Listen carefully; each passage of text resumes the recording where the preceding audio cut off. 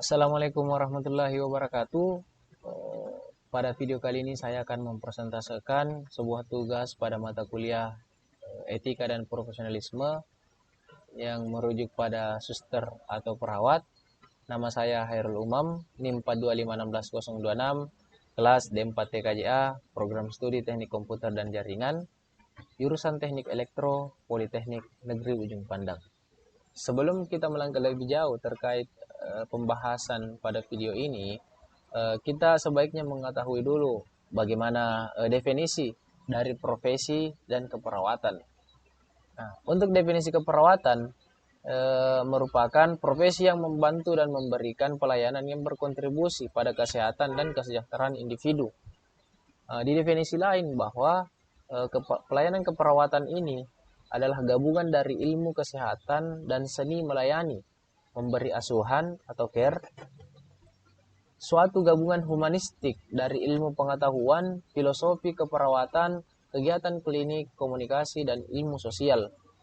Nah, jadi untuk keperawatan ini berkaitan dengan sebuah kepedulian terhadap manusia. Kemudian, pada profesi adalah suatu pekerjaan yang ditujukan untuk kepentingan masyarakat dan bukan untuk kepentingan golongan atau kelompok tertentu. Definisi lain terkait masalah profesi, yakni seorang ahli. Mereka mengetahui lebih baik tentang sesuatu hal dari orang lain, serta mengetahui lebih baik daripada kliennya tentang apa yang terjadi pada klien.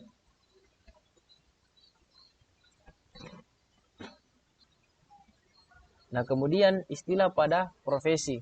Nah, dalam kehidupan sehari-hari biasanya kita mendengar istilah-istilah ini. Ada profesionalisme, profesionalisasi, dan profesi. Nah, dari ketiga istilah ini sebenarnya memiliki perbedaan. Di antaranya misalnya pada profesionalisme yang merupakan suatu sifat resmi, cara hidup yang bertanggung jawab dan dapat dipercaya. Nah, untuk sikap profesionalisme ini singkatnya berkaitan dengan kediriannya manusia terkait masalah misalnya bertanggung jawab, dapat dipercaya, dan seterusnya. Nah, kemudian untuk profesionalisasi, proses untuk menjadikan profesional dengan cara memenuhi beberapa kriteria yang telah ditentukan atau disepakati. Nah, mungkin untuk profesionalisasi ini adalah sebagai jalan untuk mencapai yang namanya profesional. Karena ada sebuah kriteria atau parameter yang ditentukan, baru dikatakan sebagai profesional. Kemudian profesi, yakni memiliki ilmu pengetahuan yang spesial, keterampilan, serta dipersiapkan dengan cara yang baik. Kemudian selanjutnya adalah nilai penting pada konsep profesi. Pertama, ada pengetahuan dan sistematik. Jadi untuk poin ini adalah pengetahuan yang mendalam dan sistematik. Kemudian yang kedua adalah keterampilan dan kiat. Yang dimaksudkan sebuah keterampilan teknis dan kiat yang kemudian dipelajari secara bertahap. Kemudian yang ketiga adalah pelayanan asuhan, yang tentunya pada bagaimana melakukan pelayanan yang sesuai dengan kode etik pada sebuah profesi. Bagian A, keperawatan sebagai profesi. Keperawatan sebagai profesi merupakan salah satu pekerjaan di mana dalam menentukan tindakannya didasarkan pada ilmu pengetahuan serta memiliki kemampuan yang jelas dalam keahliannya. Menurut Hall pada tahun 1968 terkait masalah profesi, yang pertama adalah memperoleh badan pengetahuan dari institusi pendidikan tinggi. Mungkin maksudnya adalah contoh sekolah tinggi ilmu kesehatan atau universitas-universitas yang memiliki jurusan keperawatan. Kemudian yang kedua adalah menjadi pekerjaan utama. Ketiga, adanya organisasi profesi. Dan keempat adalah terdapat kode etik. Nah, untuk kode etik ini tentunya pada setiap profesi atau pekerjaan itu memiliki berbagai jenis atau memiliki variasi tertentu sesuai dengan pekerjaan tersebut. Misalnya kalau pada keperawatan itu harus menjaga kerahasiaan pasien, dan seterusnya. Kemudian ciri-ciri profesi didukung oleh badan ilmu yang sesuai dengan bidangnya, jelas wilayah kerja keilmuannya, dan aplikasinya. Profesi diperoleh melalui pendidikan dan pelatihan yang terencana, terus-menerus, dan bertahap. Kemudian yang selanjutnya, karakteristik perawatan sebagai profesi. Jadi ada 8 poin. Yang pertama adalah memiliki body of knowledge.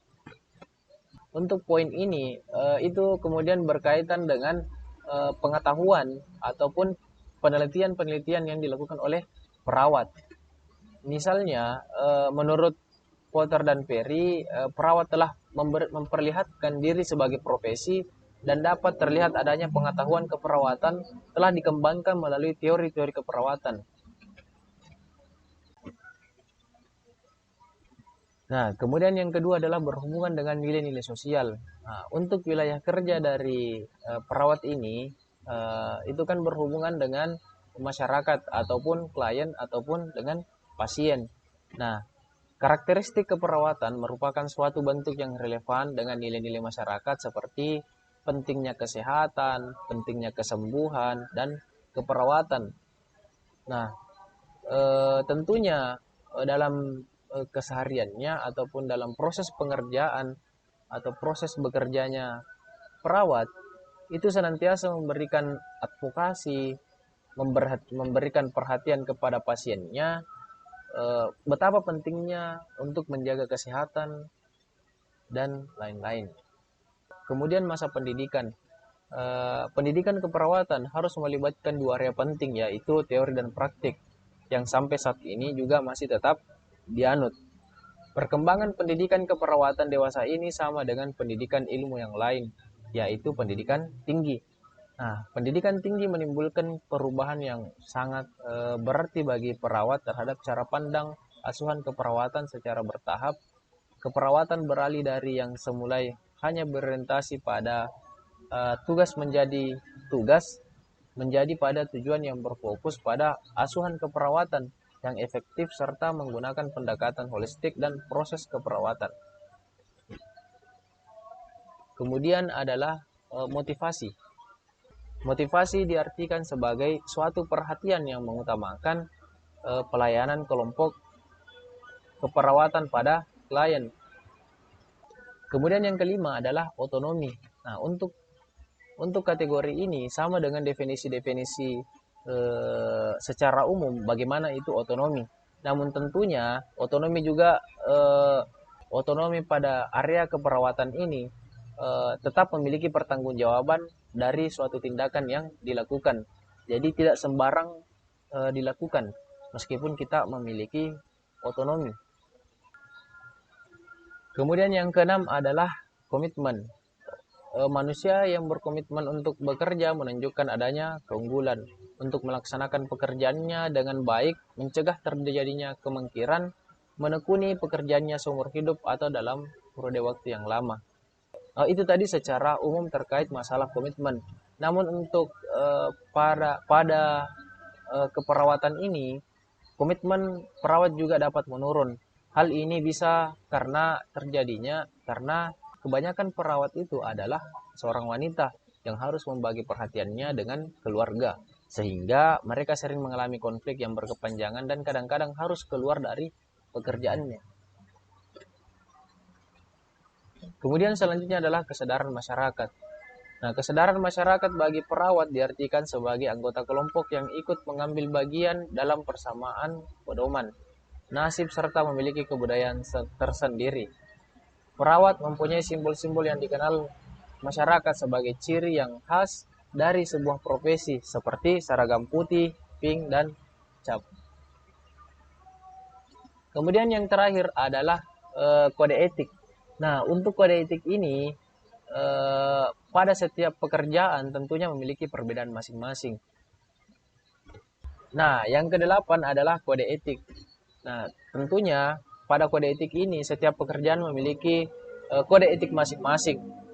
Untuk etika keperawatan merujuk pada standar etika yang membimbing perawat dalam praktik sehari-hari seperti jujur terhadap pasiennya, apapun dari penyakit, apapun penyakit dari pasiennya itu kemudian diungkapkan, kemudian menghargai pasien atas hak-hak dirahasiakannya dan beradvokasi atas nama pasien. Selanjutnya adalah perkembangan profesionalisme keperawatan. Adanya perawat saat itu atau pada awal abad 19 adalah dikarenakan adanya upaya tenaga medis untuk memberikan pelayanan kesehatan yang lebih baik sehingga diperlukan tenaga yang dapat membantu atau tenaga pembantu. Tenaga tersebut dididik menjadi seorang perawat melalui pendidikan magang yang berorientasi pada penyakit dan cara pengobatannya. Nah, pada tahun 1983, PPNI atau Persatuan Perawat Nasional Indonesia melakukan lokakarya nasional keperawatan di Jakarta. Melalui lokakarya tersebut, perawat bertekad dan bersepakat menyatakan diri bahwa keperawatan adalah suatu bidang keprofesian. Selanjutnya adalah peran, fungsi, dan tugas perawat. 1. Peran perawat menurut Konsarium Ilmu Kesehatan tahun 1989 terdiri dari peran sebagai pemberi asuhan keperawatan, advokat pasien, pendidik, koordinator, kolaborator, konsultan, dan peneliti. Kemudian fungsi memiliki 3, ada independen, dependen, dan interindependen. Untuk independen merupakan fungsi mandiri dan tidak bergantung pada orang lain. Kemudian dependen merupakan fungsi perawat yang melaksanakan kegiatannya atas pesan atau instruksi dari perawat lain. Sedangkan untuk interindependen, fungsi ini dilakukan dalam kelompok tim yang bersifat saling ketergantungan di antara tim satu dengan lain. Nah, untuk istilah ini singkatnya adalah independen itu tidak bergantung, kemudian dependen itu adalah sebuah tugas yang dilaksanakan atas instruksi. Kemudian yang ketiga, interindependen adalah saling ketergantungan satu tim dengan tim lain. Kemudian tugas yang pertama, mengkaji kebutuhan pasien, keluarga, kelompok masyarakat, serta sumber yang tersedia dan potensi untuk memenuhi kebutuhan tersebut. Mengumpul data, menganalisis, dan menginterpretasikan data. Bagian B, merencanakan tindakan keperawatan kepada individu, keluarga, kelompok, dan masyarakat berdasarkan diagnosis keperawatan. Mengembangkan rencana tindakan keperawatan. Melaksanakan rencana keperawatan yang meliputi upaya peningkatan kesehatan, pencegahan penyakit, penyembuhan, pemulihan, dan pemeliharaan kesehatan termasuk pelayanan klien dan keadaan terminal. Kemudian bagian E, mendokumentasi proses keperawatan, mengevaluasi data permasalahan keperawatan, mencatat data dalam proses keperawatan, menggunakan catatan klien untuk memonitor asuhan keperawatan, dan lain-lain. Jadi untuk tugas perawat tidak hanya sampai di sini. Masih banyak tugas-tugas perawat yang mungkin tidak terangkum pada makalah saya ini. Kemudian bagian D, definisi dan analisis penyusunan mengenai keperawatan sebagai profesi.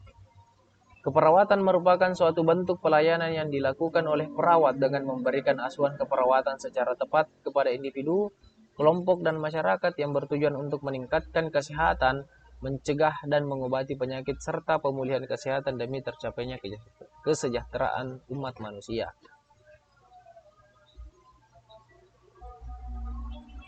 Kemudian selanjutnya, perawat merupakan salah satu pekerjaan yang mulia dengan cara memberikan perawatan yang benar sesuai dengan ilmu yang telah didapatkannya. Ilmu tersebut diterapkannya dengan suatu metode yang dikenal dengan proses keperawatan. Dari tahapan metode ini, perawat sering menemukan hal-hal baru dari setiap kasus ditanganinya. Oleh karena itu, mereka perlu meningkatkan wawasannya agar mampu menangani klien-klien dengan benar. Profesi merupakan suatu keahlian yang membutuhkan ilmu pendidikan dan pelatihan sebagai dasar pengembangan teori untuk menangani permasalahan yang sering muncul dalam bidangnya. Keperawatan sebagai suatu profesi adalah salah satu pekerjaan bagian dari tim kesehatan yang ikut bertanggung jawab dalam membantu klien sebagai individu, keluarga maupun sebagai masyarakat, baik dalam kondisi sehat ataupun sakit, yang bertujuan untuk tercapainya pemenuhan kebutuhan dasar klien dalam mempertahankan kondisi kesehatan yang optimal. Mungkin cukup sekian dari persentase saya. Semoga bermanfaat. Terima kasih dan sampai jumpa.